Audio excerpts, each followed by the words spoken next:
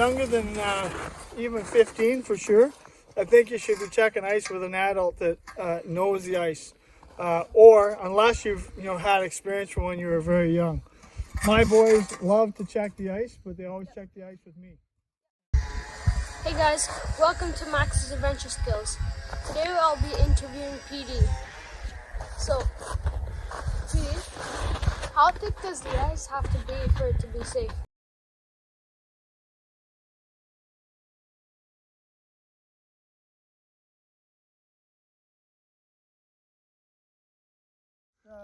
That's a good question, but not an easy question to answer because there's all kinds of variables to that question. Yep. When is ice safe?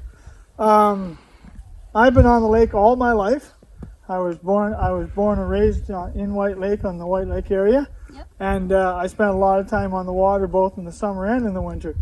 And every year when the ice freezes, everybody couldn't wait to get on the ice. But that is the question. When is it thick enough? When is it not thick enough? Yep. Generally speaking, there's different types of ice. There's what's called black ice, and it looks black, but it's really clear ice. And the really good ice has no snow in it.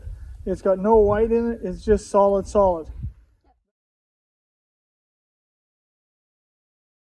I'm going to give you numbers on this video that are super safe. I'm not going to give you numbers that are marginal. And I'll tell you why.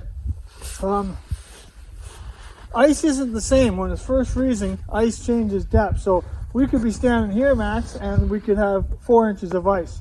We could move out there and there might be a current, or we could move. See that point right there? You can just see that point. Well, usually when water is going around a point, it creates a current. That current will make the ice thinner. So you have to pick a number that's lots all over. So it might be 4 inches of ice here, which is lots safe for a person to walk on. But over there, it might only be 1.5 inches. So 1.5 inches is still safe. But if I say to you, well, it takes 1.5 inches of ice to be safe, and you come out here and you check and you say, oh, I've got 1.5 inches of ice, you could walk over there and there's almost no ice and fall through. So when I say 4 inches, that's a pretty good chance that almost everywhere there's going to be at least enough to carry a person. Yep. When you move to a snowmobile takes about 5 to 7 inches to be safe everywhere. And a vehicle, a car or truck, takes anywhere from 9 to 12 inches.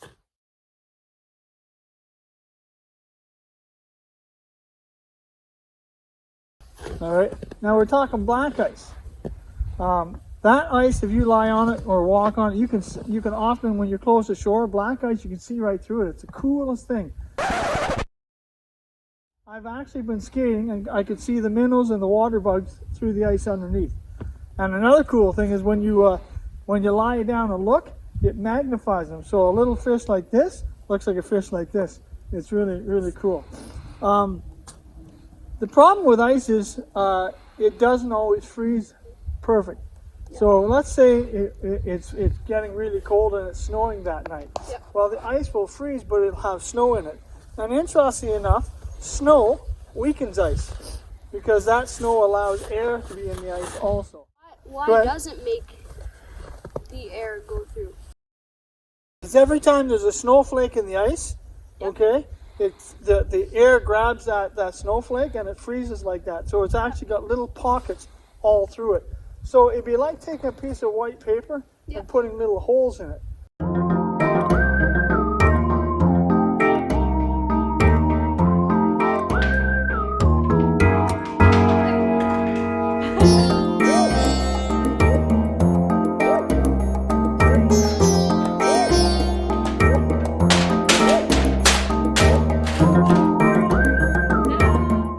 So it's called perforations, and every one of those holes weakens the overall piece of paper. It's the same thing with ice. Interesting enough, I don't see it here, but well, you can see the reeds down there.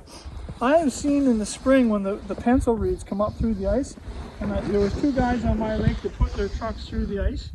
There was 2.5 feet of ice everywhere, but they drove through what are called pencil reeds, and everywhere that they went through those reeds. The sun had hit the reed and the sun melted the ice back from the reed. And it was just like perforated. It was all perforated. Hey, PD. Yeah. I have another question for you. Is it the same between the ice in the rivers and the lake? No, it's not. And that's a really good question. Rivers, because they're moving, usually take much colder weather to make solid ice. In fact, depending on if the water is fast enough, it'll never freeze all winter. Yeah. So even if we go in the Ottawa River here, there'll be parts of the river where the water is fast, it won't freeze at all. We're actually standing on the Ottawa River here right now. You can see out there, there's like all those trees out there and those fish shacks. On the other side of those trees, there's more ice. That's a little island. And the current is faster over there. So we would go over there and the ice might not even be safe at all. So that's a good question. And I said earlier that points, anything that's got a sharp point, different types of things make the ice thinner because the water has to move to do that. I will say this, one of the safest times to check ice is before there's snow on it. I will say once there's snow on the ice, it's way more dangerous for you to know, especially on strange water. Yeah. So as soon as there's snow, you have to check your ice very often. Just a couple safety tips. If you don't know what the ice is like, you for sure at the very least take an axe or take something with a long handle like that, Max. Even better yet, take a branch that's maybe 10 or 12 feet long and walk with it. Yeah. What will happen is, even if you fall through, there's a good chance that the branch will catch the ice and hold you up. And as long as you stay calm, you'll be able to get out. Generally speaking, the shore, when the ice is first freezing, is the most dangerous because land retains heat longer than water. Yep. Water releases it quicker when it's getting cold. If you're not sure, don't go on the ice. The safest place to be is on shore. So if you really don't know, you're not sure, then just don't go. All right. Lots of people think, wow, I want adventure, I want fun, or real men take risks, but people die because of that. Yeah. And so you have to know what you're doing and be careful. Do you want to cut a hole here and see how much ice is here? Yeah. You want to try your chisel and see how that does?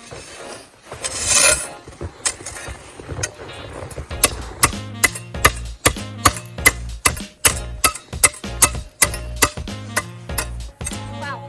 That's pretty hard. It is hard.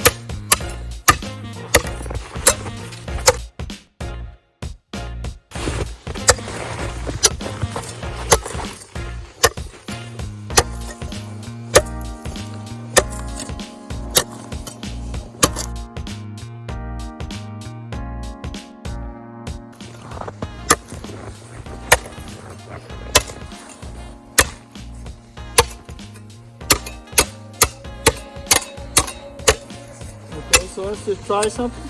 So when you're first testing ice, I always like to use an axe, but that works too. Generally speaking, so right now we have lots of ice here. We probably have maybe 10 or 12 inches, maybe more. So there's lots of ice. We're not going to get through it. But generally speaking, with a good axe and a good stroke, if you can't put your axe through in 2 hard strokes like that, there's a good chance that the ice is safe. Now, we're seeing water here, but that's not because the ice is not safe, it's because there's 2 layers. If we go down farther than that, we'll probably hit a second layer, because what's happened is the ice is froze, got snow on it, and then froze again. But if that was black ice, if you can't put your axe through on 2 hard strokes, there's a good chance that the ice is safe. There's a good chance that the ice is safe. I'm just going to take my phone out here. So that's kind of just a rule of thumb. So if the ice is not safe, when you drive your axe the first time, it'll go right through. You'll see water right away. So definitely you need to be very careful. You need to stay off of it. And again, if it's white ice, that's white ice. See, when you look close, that's full of snow, that ice. So you would need a lot more of that ice to be good. If that was black ice, it literally would be black. Yeah. It would be right. All of the side of that would be black. It's white because there's snow in it. Yeah. What's interesting, ice has different can be hard or soft. So black ice is very hard. That's the best skating ice. And white ice is quite soft. When I say quite soft, I mean when you're walking on it, it doesn't feel any different. But when you try and cut it with an axe or an auger, it does. It's much easier to cut. So, would we be able to try with the auger? Sure, we can try with the auger. All right. Want to do that? Yeah, sure. We'll have to take the cover off to do that. Yeah. I'll give you that. All right. Let's see what happens. I will say, I'm sure Max, a good part of your listening audience might be younger. I would say if you're younger than even 15 for sure, I think you should be checking ice with an adult that knows the ice. Or unless you've had experience from when you were very young. My boys love to check the ice, but they always check the ice with me. Yep. And so if you're younger, I would strongly advise you go with an adult that knows what the ice is really like. The other thing I would suggest to you, Max, is when you're on the ice, until you know it's super safe, it's not wise to be on the ice by yourself. Because if something goes wrong, then you can have somebody there that can help you. Yeah. So let's see if we can get this to you want to hold those? Yeah, sure. Just put them in your pocket somewhere.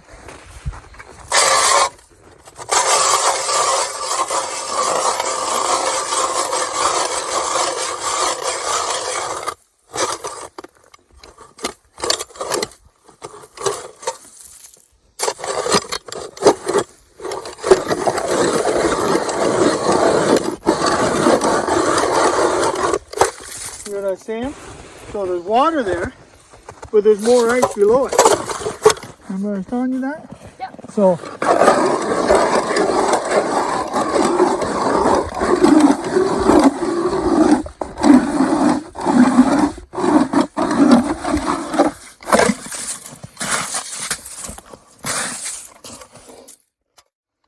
we're right to that kluk right there.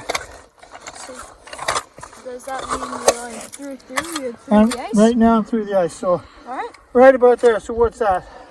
For sure 16 inches. But did you notice how there's 2 layers? Yeah. So that's really... So the reason the 2 layers is important, Max, is people tend to panic. And sometimes all you're going through is the first layer. And the ice is still actually safe. Yeah. You're not going to go right through into the water, but you're into that layer of water. I'll tell you how that happens. When the ice forms, if you don't get snow, it'll just keep getting thicker and thicker and thicker. Yeah. That's the best ice. That's not usually the way it goes. Usually what happens is you get maybe 3 or 4 inches of ice, and then you get 6 inches of snow. Well, what happens is that snow is heavy. If you collect all that snow, it's very heavy. What it does is it puts weight on the ice, and anywhere there's a crack in the ice, the water comes up through the ice and out into that snow. And then it freezes in different layers. They say the ice is frozen right to the bottom. Probably if we went out there where there's deeper water, there might be 24 inches of ice. There might even be 22, 24, there might be double. It never freezes to the bottom.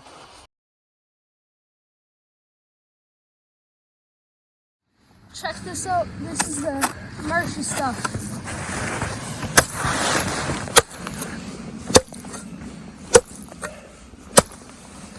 So we said a little bit earlier that the ground freezes last.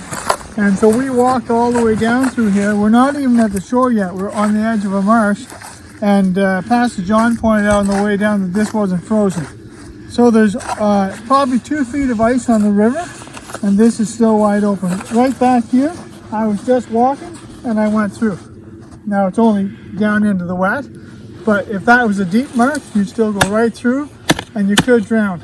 So being on shore and near shore isn't necessarily safer. So just pay attention to that and be aware of that. Thank you, Pastor Dan, for coming and helping us here. Thanks for having me.